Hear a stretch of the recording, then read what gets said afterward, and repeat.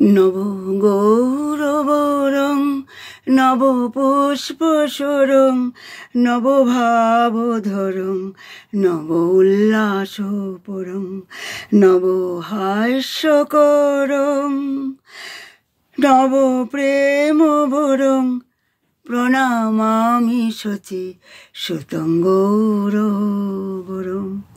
যিনি প্রেমাবতার, যিনি করুণার অবতার, যিনি মধুর অবতার, সর্বোত্তম অবতার, সারাৎসার অবতার, সেই মহান অবতার ভুবন মঙ্গল শ্রী গৌরাঙ্গ মহাপ্রভুর শাস্ত্রীয় উপদেশ এবং তার পার্শ্বত্যনুদের মঙ্গলময় জীবন চরিত সুধা, যা শোনা মাত্র আমাদের চিত্ত নির্মল হয়ে যায়। ভগবান যুগে যুগে আসেন, কখনো তিনি স্বয়ং আসেন, কখনো অংশরূপে, সাংশরূপে, বৈভবরূপে তিনি আসেন আমাদের মার্গদর্শন করাবার জন্য। প্রথমেই আমি নিত্যলীলা প্রবিষ্ট জয় ওং বিষ্ণুপাদ গোবিন্দ প্রেষ্টায় মহাভাগবত পরমহংস অষ্টোত্তর শত শ্রী শ্রী মঠ স্বামী শিবানন্দ গোস্বামী মহারাজের শ্রীচরণে আমার কোটি কোটি দণ্ডবত প্রণাম। আর সমস্ত রূপানুগ গুরুবর্গ, গুরু পরম্পরা এবং সমস্ত আচার্যবর্গের চরণে আমার কোটি কোটি দণ্ডবত প্রণাম। আর উপস্থিত সমস্ত কৃষ্ণ প্রেম অনুরাগী গৌর ভক্তবৃন্দের চরণে আমার কোটি কোটি দণ্ডবত প্রণাম। আমি শুদ্ধ মনে শুদ্ধভাবে যাতে আমি কীর্তন করতে পারি।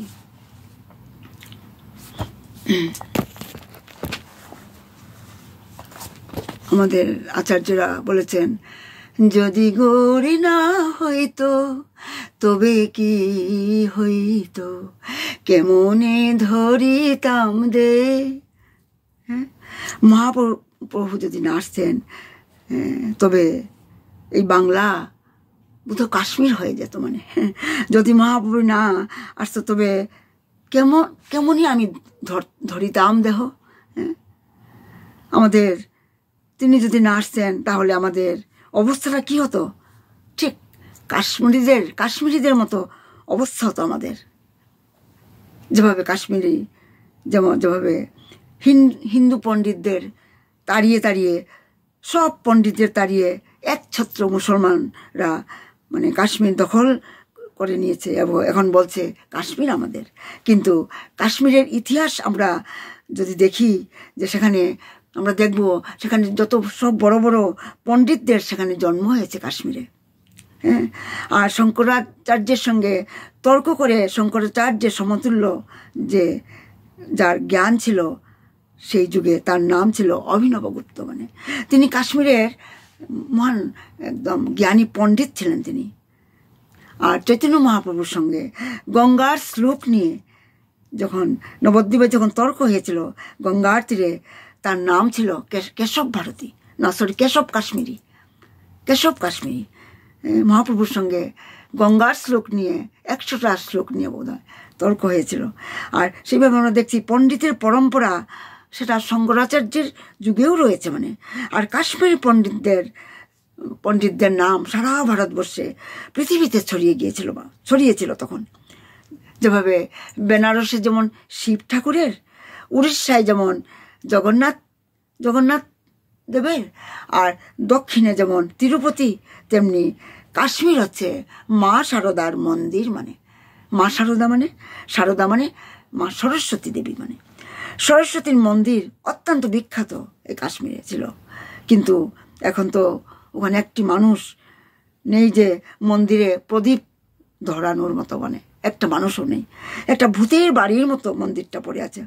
অথচ হাজার হাজার বছর ধরে সেখানে সেই মন্দিরে পুজো হয়েছে, বেদ মন্ত্র পাঠ হয়েছে। মানে এখন সব নিঃশেষ হয়ে গেছে,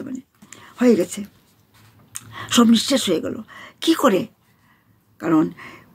কারণ ওই দেশে চৈতন্য মহাপ্রভু মতো কোনো মহাপুরুষের আবির্ভাব ঘটেনি। মানে কিন্তু আমাদের বাংলায় গৌড়দেশে চৈতন্য মহাপ্রভু এসে নিচু জাতিকে উচ্চ জাতির সম্মান দিয়ে সকলকে তিনি একটা একাকার করে ফেলেছেন।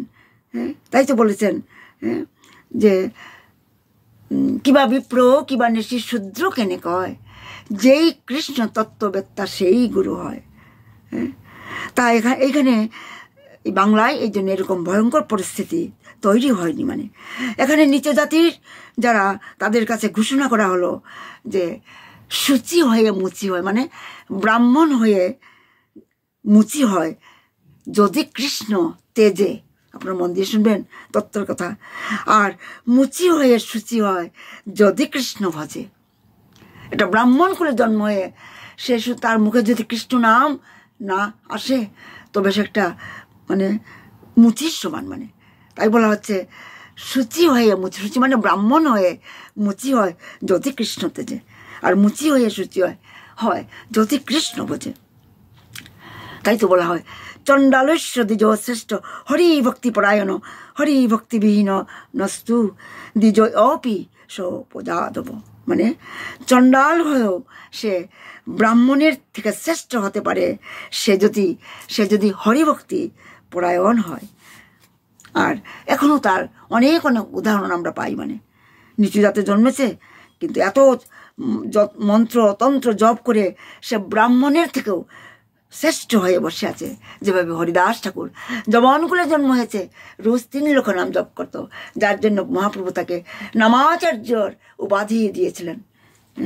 আর তার সমাধি আমরা বৃন্দাবনেও আমরা আছে, রাধামাধবের মন্দিরের পাশেই তার সমাধি মন্দির আছে। আর মহাপ্রভু স্বয়ং তার সমাধি দিয়েছিলেন জগন্নাথপুরীতে। তাই আমরা দেখছি যবনকুলে জন্ম হয়েও একটা উচ্চ ব্রাহ্মণ সম্মান পেয়ে যায়। মানে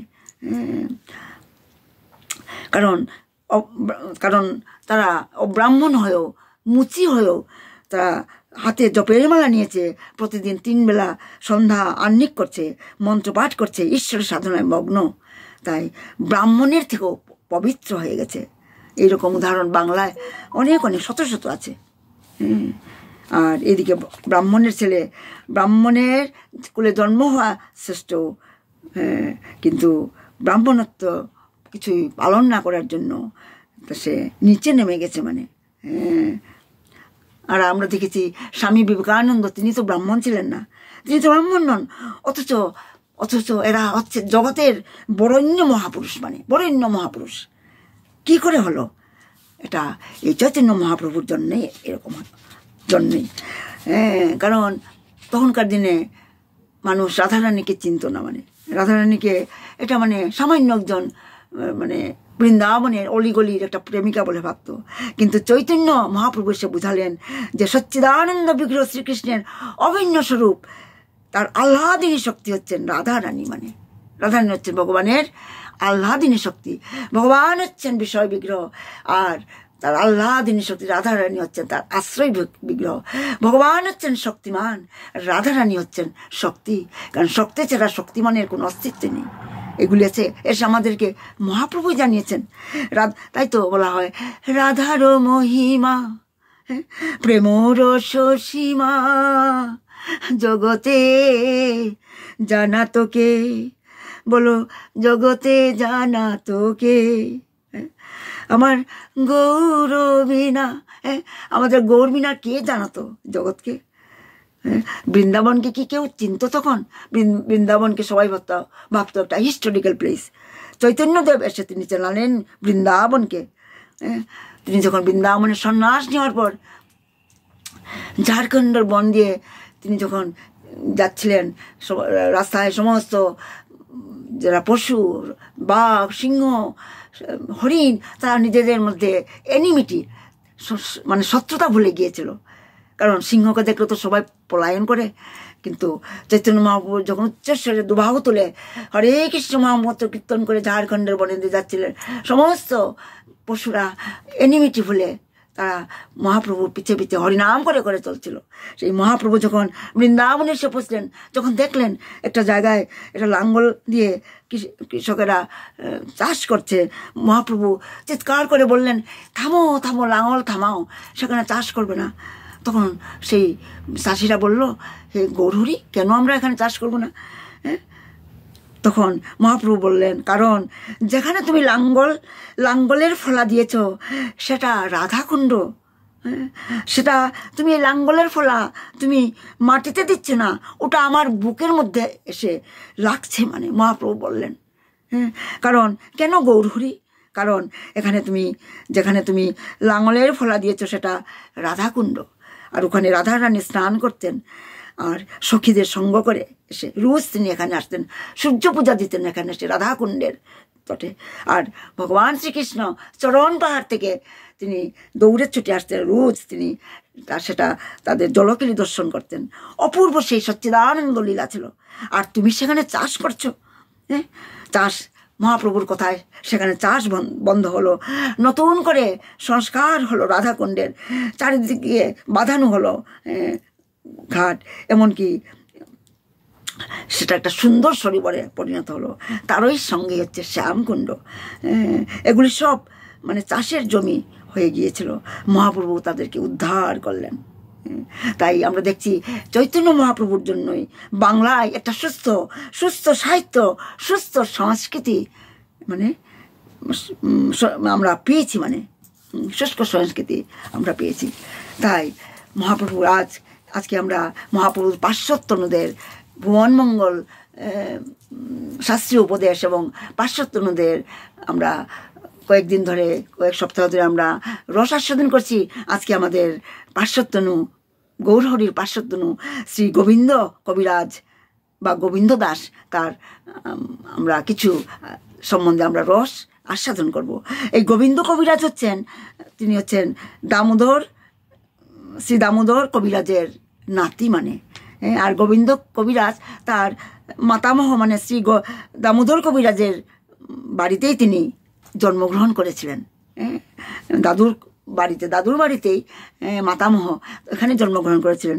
আর গোবিন্দ কবিরাজ মাতৃগর্ভে অতিরিক্ত মাস অবস্থান করার ফলে তার মা সুনন্দার অতিশয় কষ্ট হচ্ছিল।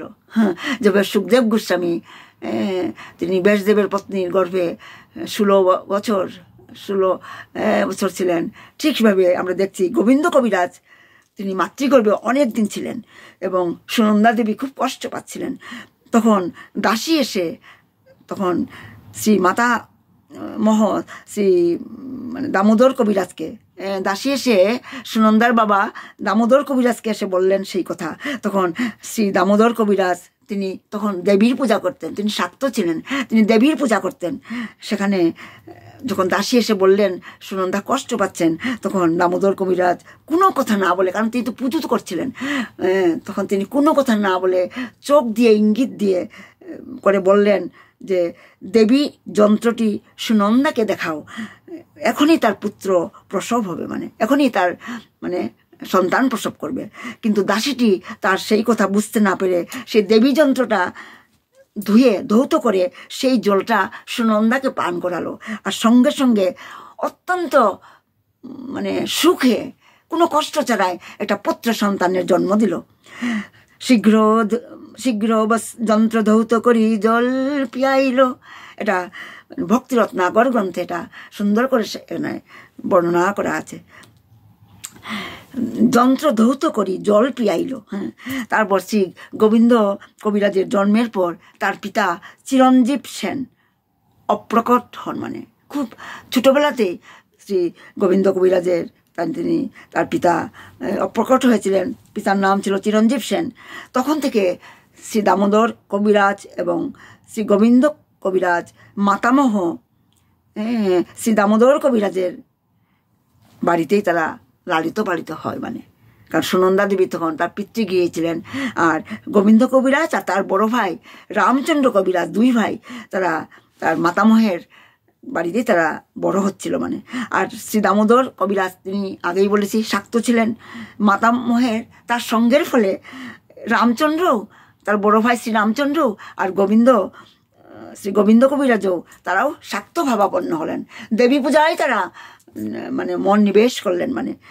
কিন্তু পরবর্তীকালে আমরা দেখেছি শ্রী রামচন্দ্র কবিরাজ তিনি কিন্তু শ্রীনিবাস আচার্যের অনুগ্রহে বৈষ্ণব ধর্মে দীক্ষিত হন।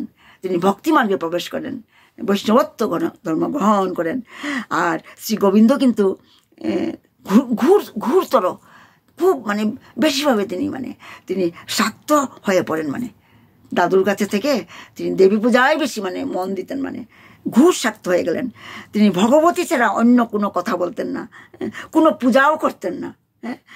সকলকে ভগবতী উপাসনার কথাই তিনি বলতেন, যাকে দেখতেন দেবীর পূজার কথাই বলতেন। তখন তিনি যেগুলি গীত লিখতেন, পদ্য লিখতেন, সমস্তই ভগবতীর সম্বন্ধে, মানে মা দুর্গার সম্বন্ধে। শ্রীরামচন্দ্র শ্রী আচার্য স্থানের শিষ্য হইতে গোবিন্দ একান্তে বলি বিচার হয়েছে।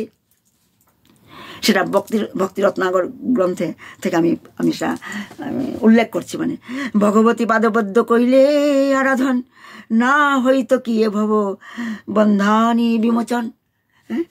শ্রী রামচন্দ্র কবিরাজ, তার বড় ভাই, মানে গোবিন্দ কবিরাজের বড় ভাই রামচন্দ্র কবিরাজ শ্রীনিবাস আচার্যের অনুগ্রহ পাবার পর শ্রী গোবিন্দ কবিরাজের তখন অল্প অল্প আস্তে আস্তে বৈষ্ণব ধর্মে তার মতি এসেছিল। মানে সেই সম্বন্ধে মানে বলছেন শ্রী গোবিন্দ কবিরাজ তখন মনে মনে চিন্তা করতে লাগলেন যে শক্তি উপাসনা করে, মানে মা দুর্গার মার উপাসনা দ্বারা বা শক্তি মা উপাসনা মার্গে ভববন্ধন থেকে কি মুক্তি পাওয়া সম্ভব? সেটা তার মনে প্রশ্ন এসেছিল। কারণ মানুষের জীবনের পরম উদ্দেশ্যে লক্ষ্যই হচ্ছে এই চিতাব জ্বালা থেকে মুক্ত হয়ে, এই জন্ম মৃত্যুর বন্ধন থেকে মুক্ত হয়ে আমার স্বধামে পড়ে যাওয়া। তাই তার বড় ভাই রামচন্দ্র কবিরাজ যখন বৈষ্ণব ধর্ম গ্রহণ করেছিল, তাই তো শ্রী গোবিন্দ কবিরাজের মনে মানে সংশয় উপস্থিত হলো, আমি কি ভববন্ধন থেকে আমি মুক্তি লাভ করতে পারবো এই শক্তি উপাসনার দ্বারা? ঠিক সেই সময়ে যখন এইভাবে তিনি চিন্তা করছিলেন, ঠিক সেই সময়ে দৈববাণী হলো। কি দৈববাণী হলো সেটাও ভক্তি রত্নাকর গ্রন্থের থেকে আমি উল্লেখ করছি। হেনকালে অলক্ষে কহে ভাগবতী, কৃষ্ণ না ভজিলে কারু না ঘুচে দুর্গতি। আপনার মন দিয়ে শুনবেন, দৈববাণী হলো, দৈববাণী হলো, আকাশবাণী হলো।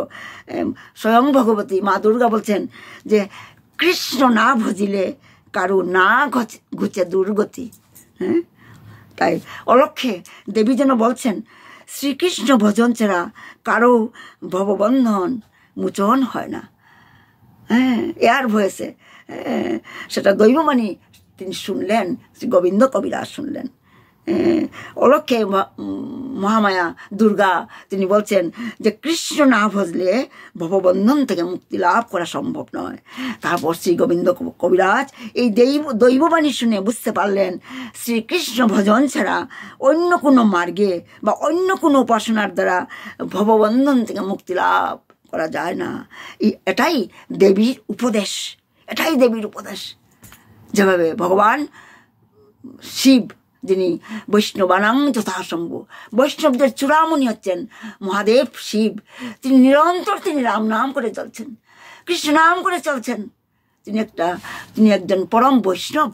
সেইভাবে মহামায়া দুর্গাও তিনি হচ্ছেন পরম বৈষ্ণবী।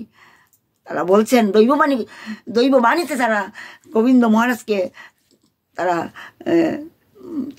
জ্ঞান দিচ্ছেন, বলছেন যে কৃষ্ণ ভজন ছাড়া আর অন্য কোনো মার্গে, কৃষ্ণ ভজন ছাড়া অন্য কোনো মার্গ মানে ভক্তি মার্গ ছাড়া আর অন্য কোনো মার্গে বা অন্য কোনো উপাসনার দ্বারা এই চিতাব জ্বালা থেকে, এই ভববন্ধন থেকে আমরা মুক্তি লাভ হয় না।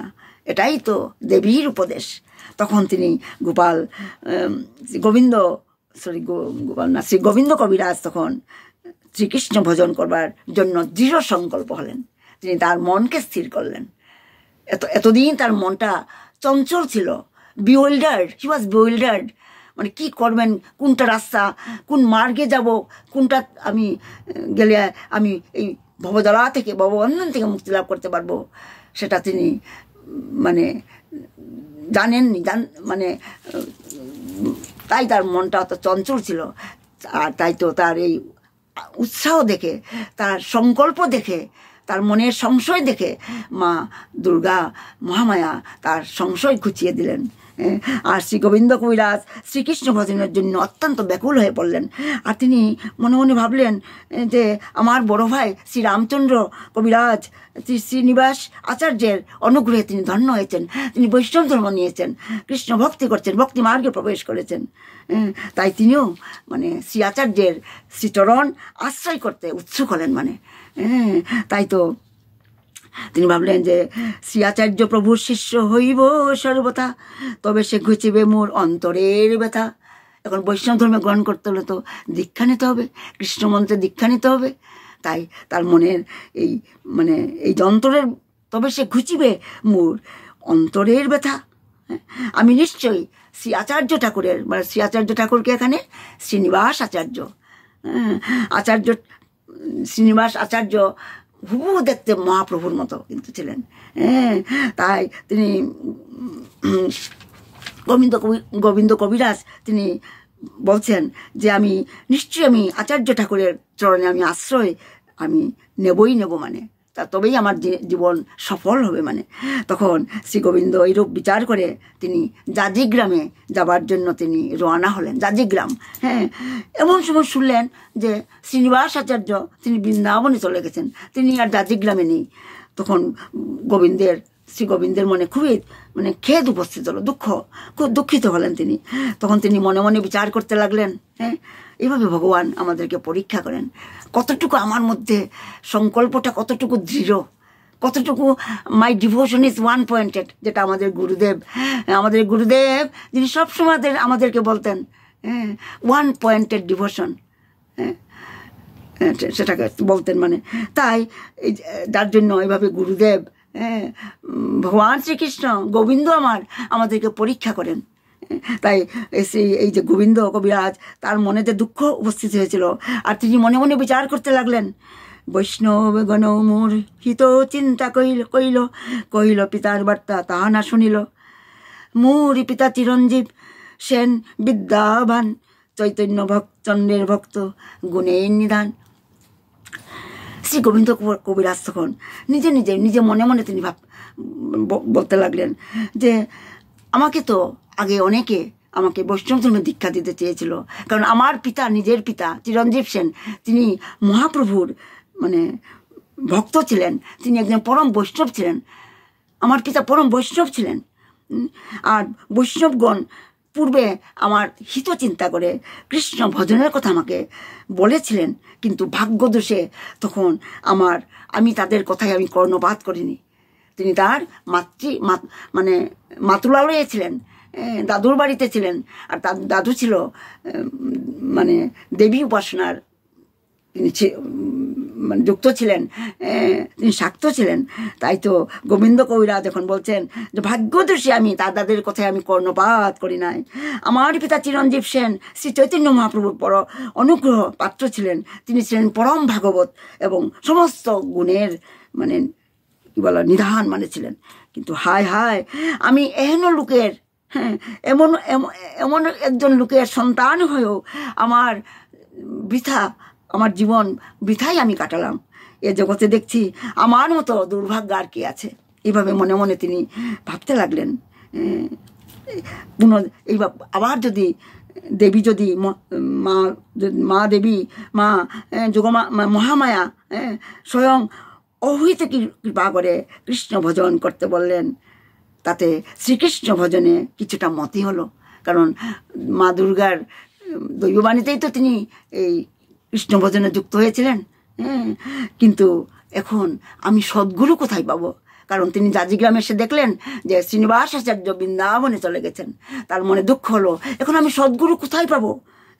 মনে মনে যখন ভেবেছিলাম যে আমি শ্রীনিবাস আচার্যের কাছে আমি দীক্ষা নেব, শ্রী চরণ আশ্রয় নেব, তিনি তো চলে গেলেন বৃন্দাবনে। মোর জ্যেষ্ঠ আচার্য প্রভুর দর্শনে ফিরিল সে মন, নিষ্ঠা হইল সে চরণে। শ্রী গোবিন্দ কবিরাজ এই সমস্ত কথা বলে তিনি যখন দুঃখ নিয়ে তিনি খেদ করছিলেন, তখনই আবার দৈববাণী হলো। আবার দৈববাণী হলো, হেনকালে দৈববাণী হইল আকাশে, অভিলাষ পূর্ণ হবে অল্প দিবসে। তখন দৈববাণী আবার হলো, তোমার ইচ্ছা, তোমার অভিলাষ শীঘ্রই পূর্ণ হবে, তুমি ধৈর্য ধারণ করো পুত্র। এবার গোবিন্দ কবিরাজ একটু আশ্বস্ত হলেন। শ্রীরামচন্দ্র কবিরাজ ছোট ভাইয়ের এই সমস্ত চেষ্টা শুনে বড়ই সুখী হলেন। তার যে সংকল্প, তার দৃঢ় সংকল্প শুনে, তার দৃঢ় স্থিত মন দেখে তার বড় ভাই রামচন্দ্র কবিরাজ খুবই মানে খুশি হলেন। মানে এদিকে শ্রীনিবাস আচার্যের জন্য তখন গৌড় দেশবাসী ভক্তগণ বড়ই চঞ্চল হয়ে উঠেছিলেন। আচার্যকে শ্রী বৃন্দাবন থেকে আনবার জন্য তারা মানে শ্রী রামচন্দ্র কবিরাজকে তারা বৃন্দাবনে পাঠিয়েছিলেন সবাই আলোচনা করে। কারণ গৌড় দেশে মানে মানে শ্রীনিবাস আচার্যের আসা দরকার তাদেরকে, তাই রামচন্দ্র কবিরাজকে তারা পাঠালেন বৃন্দাবনে।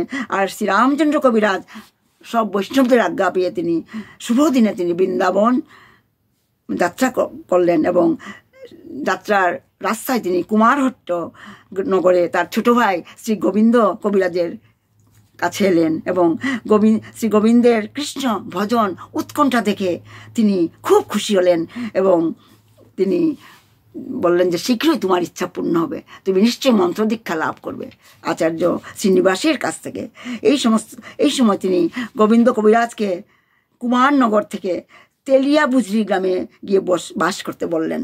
তার বড় ভাই রামচন্দ্র কবিরাজ গোবিন্দ কবিরাজকে বললেন, ভাই তুমি গিয়ে এখন ওই যে তেলিয়া গ্রামে গিয়ে কুমারনগর থেকে তুমি তেলিয়া গ্রামে গিয়ে বাস করো। আর রামচন্দ্র কবিরাজ বৃন্দাবনে যাবার পর শ্রী গোবিন্দ কবিরাজ তেলিয়া বুঝুরি গ্রামে এসে তার বসতবাটি নির্মাণ করেন, সেখানে কিছুদিন থাকলেন। আর ভক্তগণের ইচ্ছায় শ্রীনিবাস আচার্য বৃন্দাবন থেকে তিনি গৌড় দেশে ফিরে এলেন এবং বিভিন্ন স্থানে ভক্তদের সঙ্গে তিনি হরি কথা কীর্তন পূর্বক ভ্রমণ করতে লাগলেন। হরিনাম বিলিয়ে বিলিয়ে তিনি সমস্ত এই গৌড় দেশে বিভিন্ন গ্রামে তিনি ভ্রমণ করতে লাগলেন। আর তার শুভাগমনে গৌড় দেশে শ্রী হরি সংকীর্তন বন্যা আরম্ভ হলো। কারণ শ্রীনিবাস আচার্য আর নরোত্তম দাস ঠাকুর আর শ্যামানন্দ এই তিনজন সরল গোস্বামীর পর তারাই কিন্তু এই মহাপ্রভুর এই যে আন্দোলন, যেটা সংকীর্তন আন্দোলন, সেটা রাস্তাটা তারাই মানে ধ্বজাটা ধরে রেখেছিল। মানে এই তিনজন আচার্য, শ্যামানন্দ আর শ্রীনিবাস আচার্য আর নরোত্তম দাস ঠাকুর। তারপর সবাই তারা শ্রীনিবাস আচার্য তার ভক্তদের নিয়ে তারা সবাই সেই তেলিয়া বুঝুরিতে এলেন, যেখানে গোবিন্দ মহারাজ কবিরাজ ছিলেন। আর গোবিন্দ কবিরাজ আনন্দিত হয়ে তিনি শ্রী আচার্যকে শ্রীনিবাস আচার্যকে নিজের গৃহে নিমন্ত্রণ করলেন আর তার খুব সুন্দরভাবে আদর করে তার সেবা আদি করতে লাগলেন। আর সবাই সেই গ্রামের সবাই খুব আনন্দিত হয়েছিল। এই সময় গোবিন্দ কবিরাজ আচার্যের চরণে পরে কৃপা প্রার্থনা করলেন। আর তখন সেই করুণাময়, কারণ বৈষ্ণবরা বড় তো মানে পরদুঃখে দুঃখী, তারা দয়ার সাগর, বৈষ্ণব হচ্ছেন দয়ার সাগর। বৈষ্ণব ঠাকুর দয়ার সাগর, আমাদের আচার্যরা গিয়েছেন সুন্দর করে, দয়ার সাগর করুণাময়। তিনি তখন গোবিন্দ কবিরাজকে তিনি রাধাকৃষ্ণ শ্রী রাধাকৃষ্ণ যুগল মন্ত্রে দীক্ষিত করলেন। রাধাকৃষ্ণ মন্ত্র দীক্ষা দিলেন গোবিন্দে। এইভাবে শ্রী গোবিন্দ কবিরাজ শ্রীনিবাস আচার্যের চরণে আত্মসমর্পণ করলেন। তার ভক্তি দর্শনে সমস্ত বৈষ্ণবদের আর আনন্দের সীমা রইল না। এই সময় গৌড় দেশে আবার পুনরায় প্রেম ভক্তি বন্যা প্রবাহিত হলে। কারণ চৈতন্য মহাপ্রভু যখন অপ্রকট হয়ে গিয়েছিলেন তখন সবাই দুঃখের সাগরে নিমজ্জিত ছিলেন। আবার সেই আনন্দের সাগরে গৌড় দেশ ভাসতে লাগলো এই তিনজন আচার্য সমন্বয়ে, এই শ্রীনিবাস আচার্য শ্যামানন্দ এবং নরোত্তম দাস ঠাকুর আর তাদের শিষ্য গোবিন্দ কবিরাজ এবং শ্রীরামচন্দ্র কবিরাজ, তাদের মানে সমস্ত ভক্ত মিলে তারা আনন্দের সাগরে ভাসতে লাগলো। মানে আনন্দ প্রেম ভক্তির বন্যা প্লাবিত হলো। মানে এইভাবে গোবিন্দ কবিরাজ গৌড় দেশে তাকে মহাকবি বলে বিখ্যাত ছিলেন। তাকে মহাকবি বলা হতো গোবিন্দ কবিরাজকে, কারণ তার বিদ্যা এতই মানে এত পাণ্ডিত্য তার ছিল তার মধ্যে। মানে তিনি সঙ্গীত মাধব নামে একটা নাটক রচনা করেন। এইভাবে বহু গ্রন্থ তিনি রচনা করেছিলেন। যেমন তার ছিল সঙ্গীত রচনা করার শক্তি, তেমনি ছিল তার সুকণ্ঠ গায়ক। খুব সুন্দর করে গান করতেন তিনি, সুকণ্ঠ গায়ক ছিলেন। তারপর তিনি রূপগোস্বামীর ভক্তিরসামৃত সিন্ধু, উজ্জ্বল নীলমণির মনির শান্ত দাস্য সক্ষ বাৎসল্য মধুর ভাব সমন্বিত গীত রচনা করেন। এইভাবে তার সঙ্গীতে এত অনুগ্রাস এতই ছিল যে এত সহজ সরল ভাষা, গম্ভীর ভাবযুক্ত যে ছিল তার লেখাগুলি, যে শ্রোতার হৃদয় সহজে অভিভূত আদ্রীভূত করে তোলে। শোনা মাত্রই যেমন একটা শরণাগতির একটা গীত, ছোট করে আমি বলছি। ভজ হুরে মন শ্রীনন্দ নন্দন শিবানন্দ চরণার বিন্দরে, দুর্লভ মানব জনম সৎসঙ্গে তরহ এ ভব সিন্ধুরে, এ ধন যৌবন পুত্র পরিজন ই থেকে আছে পরতি তীরে, কমল দল জল জীবন টল মল, ভজ হরিপদ নীতিরে, ভজ হুরে মন শ্রীনন্দনন্দন অভয় চরণার বিন্দুরে। জয় রাধে জয় রাধে জয় রাধে জয় শ্রী রাধে, নিতাই গৌর হরি বল হরি বল হরি বল হরি বল। আজ আমি এখানেই বিরাম দিচ্ছি। নিতাই গৌর সীতানাথ প্রমানন্দে হরি হরি বল। জয় গুরুদেব কি জয়, শিবানন্দ বাবু কি জয়, খেতুরি ধাম কি জয়, নরোত্তম দাস ঠাকুর কি জয়, সমস্ত আচার্য বর্গ কি জয়। প্রণাম।